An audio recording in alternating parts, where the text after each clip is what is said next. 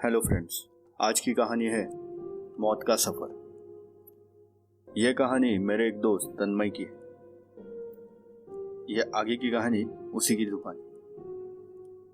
हाय, मेरा नाम तन्मय है। मैं मुंबई में मेरे माता पिता के साथ रहता हूँ। मेरे पिता गवर्नमेंट जॉब करते हैं और मेरी माँ LIC में। मैं पुणे के कॉलेज में मैकेनिकल इंजीनियरिंग कर रहा हूँ। उन दिनों मैं छुट्टियों में मेरे गांव गया था, जहां मेरा बाकी का परिवार रहता था। मेरे बाकी के परिवार में दादा दादी, चाचा चाची और मेरे कजिन भाई है। मेरी छुट्टियां पूरी होने वाली थी, इसलिए मुझे अब मुंबई जाना था। मैं गुरुवार की शाम को निकलने वाला था।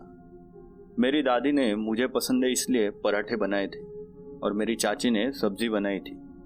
मुझे बचपन से ही दादी के हाथ के पराठे बहुत पसंद थे, इसलिए उन्होंने अच्छा खासा खाना दिया था। दरअसल मेरा परिवार बहुत बड़ा था। मेरे दादाजी के बड़े भाइयों और उनके परिवारों को मिलने के बाद मैं वहां से निकला था। रात के करीब 9:30 बजे की ट्रेन थी। रास्ते में जाते हुए मैंने देखा हमारे गांव का ही एक और रेलवे स्टेशन है, जिसका बोर्ड मुझे रास्ते में दिखा। मेरे मन में ख्याल आया, अरे भाई, ये स्टेशन!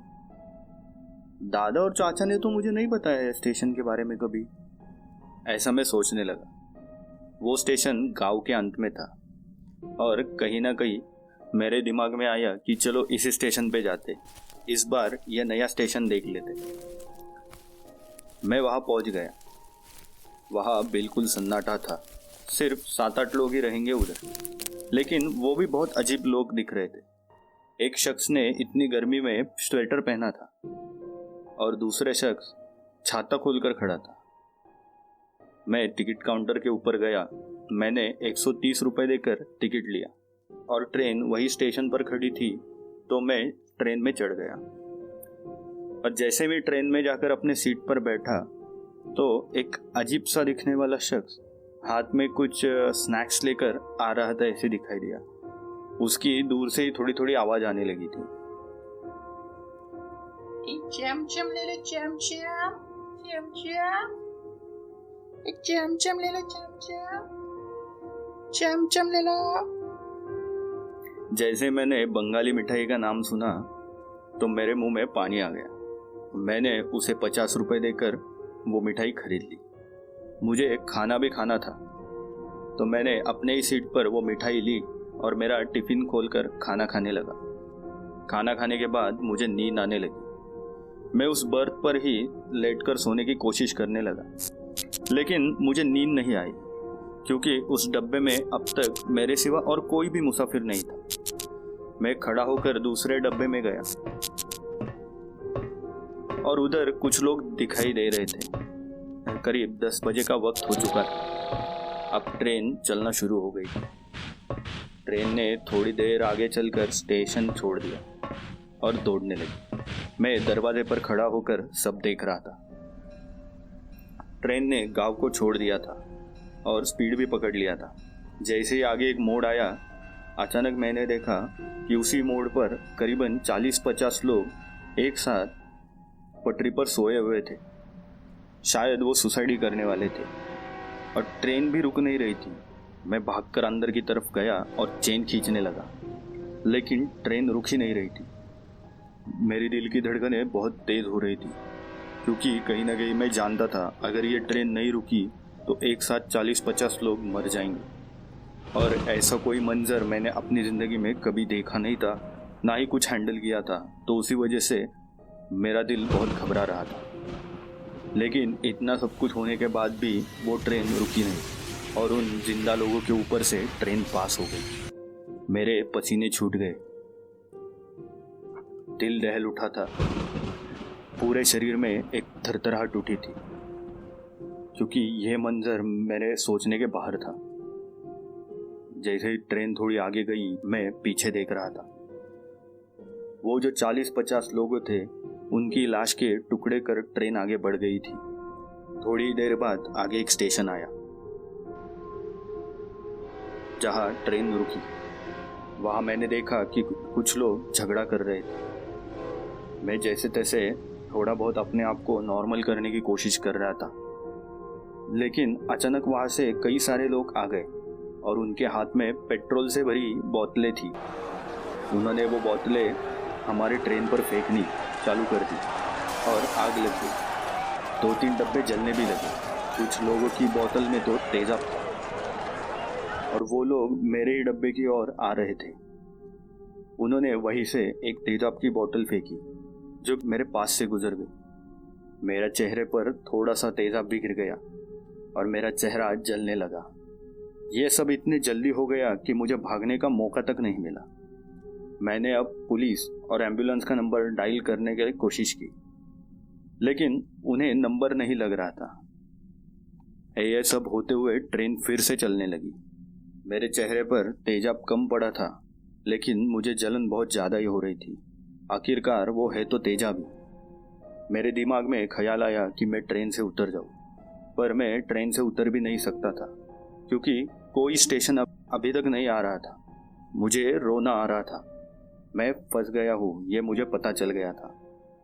दादाजी ने मना किया था कि गांव से बाहर दूर मत जाना। मेरी ही गलती थी कि मैं उस स्टेशन गया। मुझे पक्का भरोसा हो गया था कि यह एक हॉन्टेड ट्रेन है। मेरा मन भटक रहा था।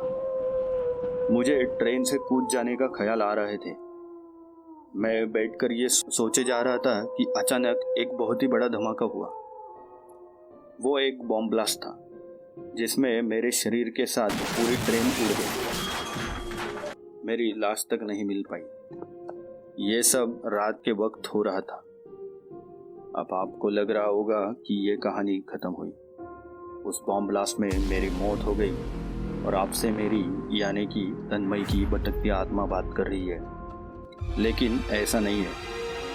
मैं अभी मरा नहीं हूँ। बॉम्ब ब्लास्ट भी हुआ था और मेरे ऊपर तेजाब भी गिर गया था, लेकिन मैं मरा नहीं हूँ।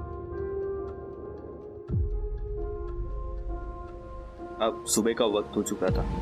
जब मेरी आंखें खुली तो मैंने देखा मेरे गांव का वही स्टेशन और वही ट्रेन और वही डब्बा जिसमें मैं पूरी रात सोया था। मेरी आंखें खुली और मैंने खुद को उसी डब्बे में जिंदा पाया। मेरी खुशी का ठिकाना नहीं रहा। मैं जल्दी से सामान लेकर भागकर ट्रेन से बाहर निकला। वो ट्रेन मेरे उसी गांव के स्टेशन पर रुकी हुई थी जहां से मैं बैठा था, और ये स्टेशन अब काफी अलग था। यहाँ कोई भी इंसान नहीं था। अरे इंसान तो क्या, परिंदा भी नहीं था। यहाँ की दीवारें आधी गिरी हुई थी। दरवाजे को कीड़ों ने खा लिया था। मैं सोच रहा था कि अगर ये सपना था तो फिर मैंने टिकट कहाँ से ले ली, और वो कौन था जिसने मेरी टिकट ली, या फिर वो मिठाई वाला जो मैंने मिठाई खाई थी उसे भी मैंने पैसे दिए थे। मैं टिकट बारी पे गया तो उधर कोई नहीं था। अचानक एक अफसर जैसे दिखने वाले शख्स की नज़र मेरे ऊपर पड़ी। वो रेलवे का कोई ऑफिसर था। मेरे पास आकर मुझे कहने लगा, ओए, तुम कौन हो? यहाँ क्या कर रहे हो? जी मैं तन्मय। मैं क्या यहाँ गैर कानूनी काम तो नहीं कर रहे ना? जल्दी बताओ, चलो। जी नहीं, मेरे साथ पहले यहाँ से बाहर निकलो, चलो। स्टेशन पर रुकना खतरे से खाली नहीं है। हम दोनों बाहर गए और मैंने उसे सारी बात बताई। ये सुनकर उन्होंने कहा, ओह, बहुत बुरा हुआ तुम्हारे साथ, लेकिन अच्छा हुआ कि तुम बच गए, क्योंकि ये पूरी स्टेशन ही हॉन्टेड है। 1947 के साल में भारत पाकिस्तान के पार्टीशन के दौरान इस स्टेशन और इस ट्रेन में कई हादसे हुए थे, जैसे कि तेजाब का हमला, लोगों का ट्रेन के नीचे आकर सुसाइड करना, बम विस्फोट। तब से ये स्टेशन हॉन्टेड प्लेस है। यहाँ कोई आता जाता नहीं है और ना ही यहाँ कोई ट्रेन रुकती है, ना ही यहाँ से गुजरती है। तुम्हें यह स्टेशन कहाँ दिखा? मैंने बोर्ड देखा था। यही गलती कर दी तुमने। उस बोर्ड वाले रास्ते पर जाना ही नहीं चाहिए था तुम्हें। मैं इस स्टेशन में दिन में निगरानी के लिए आता हूँ। मैं यहाँ पे आकर चेक करता हूँ कि इस बंद पड़े स्टेशन में कोई गैर कानूनी काम तो नहीं कर रहा, और सिर्फ देखकर ही चला जाता हूँ। वे मुझे स्टेशन से आगे तक छोड़ने आए। उनका आभार मानकर मैंने उधर से ही सीधे मेरे दादा के घर वापस लौट गया। घर वाले मुझे देखकर चौंक उठे। उन्हें मैंने सारी बात बताई। वे सब घबरा गए और उसके अगले दिन ही रात को मुझे मेरे चाचा हमारे गांव के मुख्य या यूं कहूँ कि असली स्टेशन छोड़ने आए। मुझे अब तक ये समझ नहीं आ रहा था और वही बात मेरे दिमाग में चल रही थी कि अगर स्टेशन हॉन्टेड था तो वो 130 रुपये और वो मिठाई वाले को दिए हुए 50 रुपये कहाँ गए। यह सब सोचते हुए मैं आगे जा रहा था कि मेरे सामने से आते हुए एक शख्स से टकराव हो गई। वो टकरा कर आगे चला गया। मैं, ओए भाई पागल है क्या, जरा देख कर चल। मेरा वाक्य अधूरा ही रह गया। मैंने मुड़कर देखा तो वहाँ कोई नहीं। मैंने ट्रेन पकड़ी। ट्रेन में कई मुसाफिर थे। सीट पर जैसे ही मैं बैठ गया कि मेरे जेब से कुछ सिक्कों की आवाज़ आई। मैंने कोई पैसे शर्ट की जेब में नहीं रखे थे। ट्रेन चलना चालू हो गई और मैंने देखा तो वो 130 रुपये और 50 रुपये दोनों मेरे जेब में ही थे। और जो शख्स वहाँ पे टकरा गया था वो ट्रेन चलते ही मेरी तरफ देखकर एक अजीब सी मुस्कुराहट दे रहा था, जिसे देखकर मैं डर गया था। ये वाकया जब भी मैं सोचता हूँ तो मेरा दिल दहल उठता है। और तब से लेकर आज तक मैं गांव में उस स्टेशन पर तो कभी भी नहीं गया। आपको कहानी कैसी लगी ये कमेंट में ज़रूर बताएं।